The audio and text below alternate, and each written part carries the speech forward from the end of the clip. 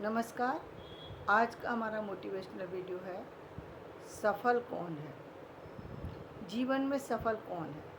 जीवन में सफल सिर्फ वह व्यक्ति है जो वक्त के साथ निर्णय लेता है, वक्त के साथ चलता है। जीवन में हमारे अनुसार कुछ नहीं चलता, बल्कि कई बार ऐसा होता है हम जो चाहते हैं उससे विपरीत स्थितियाँ आती हैं और उसी समय निर्णय लेना होता है। विपरीत स्थितियाँ आती हैं। यदि हम भगवान कृष्ण की जीवन को देखें तो हम देखते हैं, क्या देखते हैं हम? देखिए, उनका बचपन देखिए तो आप जितने कष्ट उनको मिले उतने आप सोच भी नहीं सकते। यदि आप उनकी थोड़ी सी बड़ी अवस्था देखिए, जहाँ वो 8-10 साल के हैं और उनको वहाँ अपने मामा के यहाँ बुलाया जाता है, कंस द्वारा बुलाया जाता है। कृष्ण सभी रिश्तों में ये बताया जाता है कि मामा का रिश्ता बहुत ही ज़्यादा महत्वपूर्ण रिश्ता है। और मामा तो क्या, किसी भी रिश्ते में किसी बड़े से जवाब देना भी अच्छी बात नहीं मानी जाती है। लेकिन जब स्थितियाँ बिल्कुल उलट हों, जब मामा कंस जैसा हो, तो कृष्ण ने क्या किया? कृष्ण ने क्या किया? कृष्ण ने वो किया जो दुनिया में कोई नहीं कर सकता था। जब मामा कंस जैसा हो, जो छोटे छोटे बच्चों को मारता ही चला जा रहा था, जिसने जिसने न जाने कितने ब्रजवा के बच्चों को मार दिया, मौत के घाट उतार दिया। जो बड़ों को तो मारता ही था, उनको भी मारने लग गया, सिर्फ इस भय से कि कहीं ये मुझे मार ना दे। उसके उस भय को मिटाना था, उसकी इस दुराचार से पृथ्वी को बचाना था। जब समस्या इतनी बड़ी है कि पृथ्वीवासियों को बचाना है, जीवन के सारे जो सही लोग हैं उनको सही कार्य करने देना है, और जो गलत संस्कृति पनप रही थी समाज के अंदर, उसको बंद करना था, उस अत्याचार को रोकना था। तो कृष्ण ने क्या किया? कंस का वध किया। कंस का वध किया, जो नहीं करना चाहिए था वो किया। जब अर्जुन को उपदेश देने की बात आई, जब अर्जुन ने एक तरफ इतनी सारी सेना खड़ी थी और एक तरफ कृष्ण, तो अर्जुन ने कृष्ण को चुन लिया। और कृष्ण ने क्या उपदेश दिया?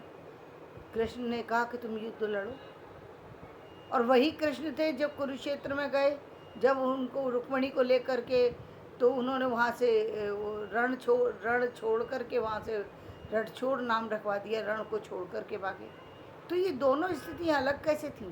एक ही कृष्ण थे, जब अर्जुन को उपदेश दे रहे थे तो उन्होंने कहा कि युद्ध लड़ो, लेकिन जब खुद युद्ध के मैदान में थे तो वहाँ से वो जो है वो रुक्मणी को लेकर के भागे। ऐसा क्यों किया उन्होंने? क्योंकि वहाँ पर यदि अर्जुन को वो ये कहते कि तुम युद्ध मत लड़ो, तो इतने सारे पापियों का एक तो पापियों का वध नहीं होता, दूसरी बात अर्जुन को जो है वो हार का मुंह देखना पड़ता। जबकि वो सारे लोगों को उन्होंने ये बताया कि इनको तो मरना ही है। इसका मतलब ये नहीं था कि उसी समय मरना है या बाद में मरना है, क्योंकि हर व्यक्ति की मृत्यु तय है, ये तो निश्चित ही है। तो मृत्यु तय है तो तुम ही इस मृत्यु को क्यों ना करो, क्योंकि इस समय तुम इनको मारने के लिए नहीं आए हो, बल्कि युद्ध लड़ने के लिए आए हो। और उन लोगों से युद्ध लड़ रहे हो जो तुम्हारे आज तक जो तुम्हारे अपने थे, वो आज अपने नहीं हैं। यदि अपने होते तो क्या इतने सारे लोग जो जहाँ सारे बड़े हैं, सारे भाई हैं, सारे रिश्तेदार खड़े हैं, वो सब तुमसे युद्ध लड़ने के लिए तैयार हैं। यदि वो सब युद्ध लेने इतने सारे सैनिकों को लेके, तो फिर जब सभी युद्ध लड़ने के लिए तैयार हो गए, तो वहाँ पर तुम्हारा युद्ध लड़ना ही उचित है, क्योंकि हार और जीत दोनों स्थिति में तुम्हारी ही जीत है।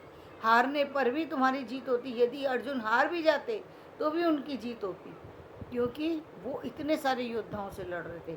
जीत गए तो जीत तो होनी ही थी,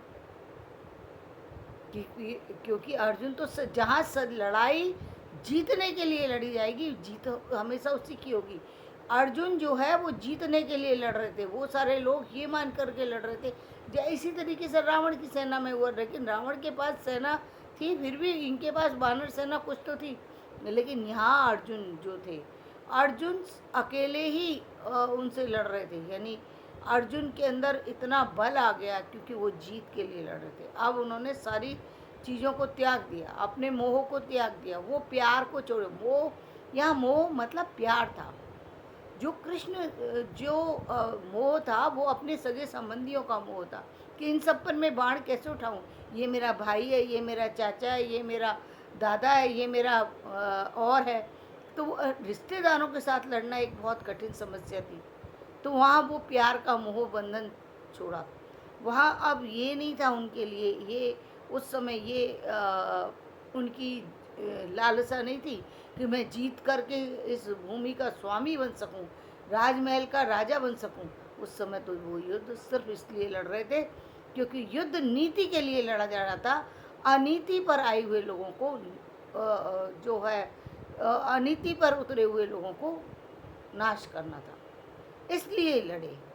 और अनीति पे आए हुए थे और अहंकार से बढ़ चुके थे वो सारे लोग। वो ये सोच के लड़ रहे थे कि अर्जुन हमारा क्या बिगाड़ लेगा, इसलिए अर्जुन ने उनका बिगाड़ दिया और वो सारे के सारे परास्त हो गए और अर्जुन जीत गया। वहीं श्री कृष्ण का दूसरा रूप देखिए, रणछोड़ में जो है वो रुक्मणी को लेकर और रण छोड़ करके भाग गए, क्योंकि रुक्मणी ही सिर्फ एक ऐसी थी जिन्होंने कृष्ण से विवाह हुआ कृष्ण का। यदि वहाँ वो अपना युद्ध लड़ते तो पहले तो वो युद्ध जो है एक जैसे कि आज के राजा लड़े, वो स्त्री के लिए युद्ध, तो वो युद्ध कभी भी समाज के लिए जो है एक अच्छी वो नहीं देता, सूचना नहीं देता। जहाँ युद्ध स्त्रियों के लिए लड़े जाते, उन युद्ध में पराक्रम नहीं दिखाई देता, उस युद्ध की जीत कोई जीत नहीं है। जहाँ युद्ध अपने स्वार्थ के लिए लड़े जाते हैं, जीत तो वो है जहाँ दूसरों को बचाने के लिए युद्ध लड़े जाए, तो यहाँ तो अपने के लिए। इसलिए उन्होंने अपने आप का नाम क्या रखवा लिया। चाहते तो वो लड़ सकते थे, लेकिन इतने लोगों की मृत्यु होती और इतना सारा वो होता। साथ ही जो है रुक्मणी भी साथ थी, हो सकता है कि उनको भी कोई हानि पहुँचती, इसलिए उन्होंने श्रेष्ठ यही समझा कि रण छोड़ अपना नाम रखवाया जाए, और वो रण छोड़ करके वहाँ से भाग निकले। एक और प्रश्न उठता है समाज में कि उन्होंने जो है जो 16,000 गोपियों से जो है उन्होंने विवाह किए, वो विवाह नहीं किए थे, वो वास्तविक में एक वो कृष्ण की लीला थी। यानी जो वो जो जेल में बंद जो नारियां थी, उनको जब कृष्ण ने जेल से मुक्त कराया कृष्ण ने, तो ये प्रश्न उठा कि भाई अब आप हमें यदि जेल में ही रहने दीजिए, जेल से बाहर निकालेंगे तो हमें कौन हमसे विवाह करेगा, और यदि हमारा विवाह नहीं हुआ तो हमें तो लोग जो है समाज में किसी भी तरीके से हानि पहुंचा सकते हैं। तो कृष्ण ने कहा कि मैं तुम सबको अपनी रानी बनाता हूँ। तो कृष्ण उनके साथ में उन्होंने रानी बनाता हूँ, यानी उन्होंने उनको अपनी पत्नी बनाया, नाम दिया अपना, ताकि समाज में पति का जब नाम लग जाता है किसी स्त्री के साथ तो समाज में वो सुरक्षित हो जाती है। किसी की हिम्मत नहीं हो सकती है कि पराये पुरुष की कि वो उस स्त्री को देख सके। इसलिए कृष्ण ने उनकी रक्षा की थी, ना कि और क्योंकि वो कृष्ण ने उनकी लाज रखी, पति का नाम दिया, इसलिए वो उनके प्रेम में इतनी विभोर हो गई कि प्रेम में आदमी को सोते जागते वही दिखाई देता है जो वो देखना चाहता है। उसको देखने के लिए कोई व्यक्ति की ज़रूरत नहीं होती। जब सच्चे प्रेम में होता है व्यक्ति, तो उसे किसी व्यक्ति विशेष की ज़रूरत नहीं होती। तो गोपियाँ तो गोपियाँ नहीं, ये स्त्रियाँ भी गोपियाँ तो थीं।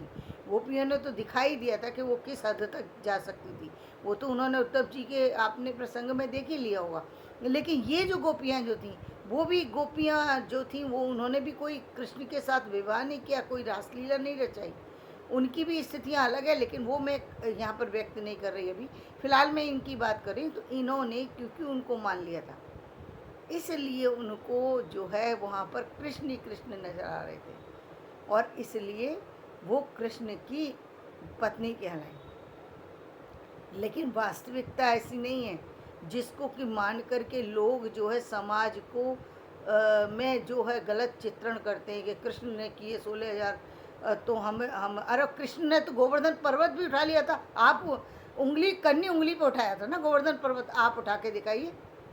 आप किसी चीज़ को उठा करके दिखाइए, कन्नी उंगली पे पर्वत तो क्या एक घर ही उठा लीजिए, कन्नी उंगली पे क्या पूरे हाथ पे उठा लीजिए, एक घर को उठा के दिखाइए।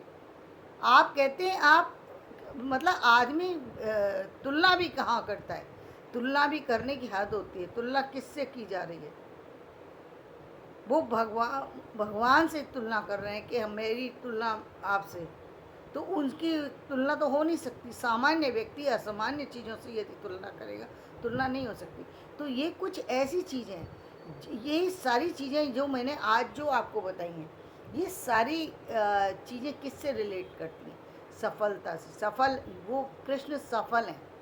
मैंने सफलता से इनको इसलिए जोड़ा क्योंकि कृष्ण ने जितने भी कार्य किए हैं वो सब यथार्थ से जुड़े हुए, उनके सारे कार्य यथार्थ से जुड़े हुए थे। जीवन में जैसी जैसी स्थितियां आती गई वैसे निर्णय लेते चले गए। वो कृष्ण यथार्थवादी थे, और राम जो है वो आदर्शवादी थे। कृष्ण यथार्थवादी, राम आदर्शवादी, दोनों अलग अलग स्थितियाँ हैं, लेकिन दोनों की अलग अलग भूमिका है और अलग अलग तरीके का चित्रण है। कृष्ण ने जो अपनी मर्यादा निभाई वो असंभव है, वो बहुत मुश्किल काम है जितने भी कृष्ण ने किए हैं, क्योंकि उन सब में अपने प्यार का गला घोटना पड़ा, अपनी माँ से बिछोड़ना, पहले देवकी से बिछोड़ना, फिर यशोदा से बिछोड़ना। क्या लगता है कि ये आसान चीज़ होती है किसी बच्चे के लिए? पहले देवकी से बिछुड़ गए, फिर जब देवकी से मिले तो यशोदा से बिछुड़ गए। राधा उनकी प्रेयसी थी, लेकिन उनसे बिछुड़ गए क्योंकि राधा से तो विवाह उनको करना नहीं था। राधा तो उनसे उम्र में भी बड़ी थी, 2 साल। लेकिन कृष्ण और राधा जो है वो नाम क्यों लिया जाता है? क्योंकि राधा और कृष्ण का प्रेम सच्चा था, इसलिए कृष्ण और राधा को जोड़ करके देखा जाता है। तो जीवन की और बहुत सारी सी लीला हैं जिसका अलग चीज़ में चित्रण होगा। तो फिलहाल ये है कि सफल व्यक्ति वो है जो यथार्थ को देखते हुए, यथार्थ पर आधारित स्थितियों को देखते हुए अपने निर्णय लेना सीखे। तो धन्यवाद। आज का वीडियो मैं यहीं समाप्त करती हूँ। मेरा वीडियो पसंद आए तो लाइक करें, शेयर करें और सब्सक्राइब करें। धन्यवाद।